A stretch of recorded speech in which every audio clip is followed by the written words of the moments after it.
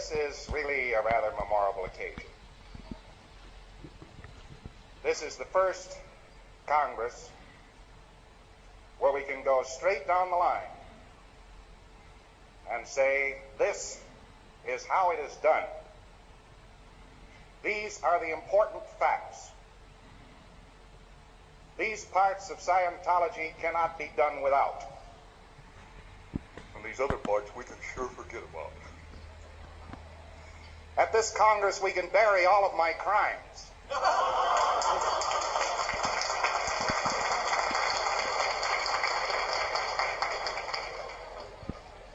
Without even a headstone. For 8 years now, we've been struggling along, trying to make the grade, trying to keep the show on the road, and trying to alter this thing called civilization. Civilization, that collection of gadgets which makes everybody helpless.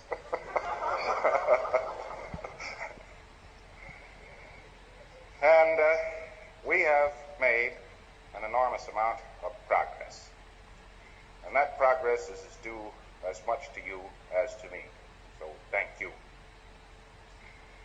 8 years ago, it was a pretty thin look. A terrible fact arose and smacked us in the face. Yes, I had been able to handle some human beings in such a way as to produce a new state of being. Otherwise, I wouldn't have known about this state of being if I hadn't done it. But then I started to explain how it was done. The people I explained it to were not stupid. That had nothing to do with it. It's just that the language and selection of importances had not yet been brought to bear to communicate the subject adequately. We had in Book 1 simply no more, no less than a rather adequate description of the reactive mind. The mental image picture, the engram, the secondary, and so forth. We had ways to run these things, but those ways were not the ways used clearly. Now that's very interesting that I could be guilty of an oversight of that degree. And only having accomplished the fact, again, and communicated it successfully, can I bring up this much guilt. I have a guilt complex, of course.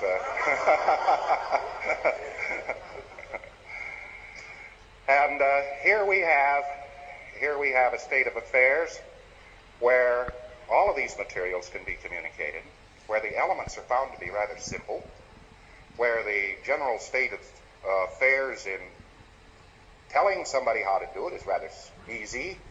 And in addition to that, we have ways and means of changing a person's viewpoint sufficiently so that he can clear somebody. And that takes some doing. That's rather interesting, because there are some people who start out to set somebody free is what they think. They think, well, I'll set this fellow free, and then halfway through the intensive they say, well, I don't know. I'm not so sure. Should I set him free or shouldn't I? Well, in view of the fact that I'm dead in my head yet, he might go buzzing around. Well, he might take over my wife, my body. Gee whiz, he might even get down to assuming my Social Security card, and that would be terrible. And therefore, I don't know. And at that moment, you get the introduction of a few minor, innocent flubs. Little flubs, don't amount to much. Knock an ashtray off the desk. Inadvertently running help, you know. Now tell me some way you couldn't possibly help anybody.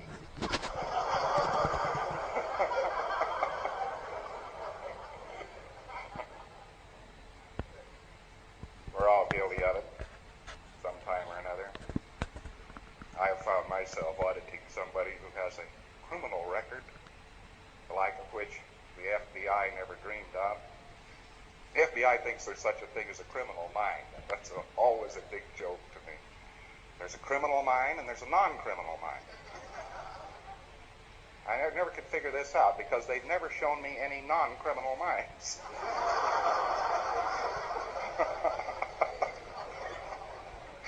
Oh, it's a terrible thing to say, very uncharitable, but it's simply it's simply a comment on J. Edgar. J. Edgar's an awfully good guy. He's doing that awfully good. Now, where we have human beings, we have human beings. Now, that profound statement needs a little amplification. What do you mean by human being?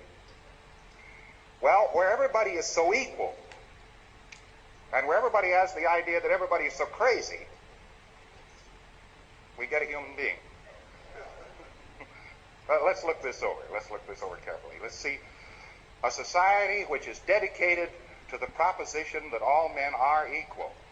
Jefferson didn't say that. He said all men are created equal under law, or with equal rights under law. He didn't say all men were equal. If you'd gone up to Tom and said, Tom, well, what's this I hear about you being equal? He'd say, to whom?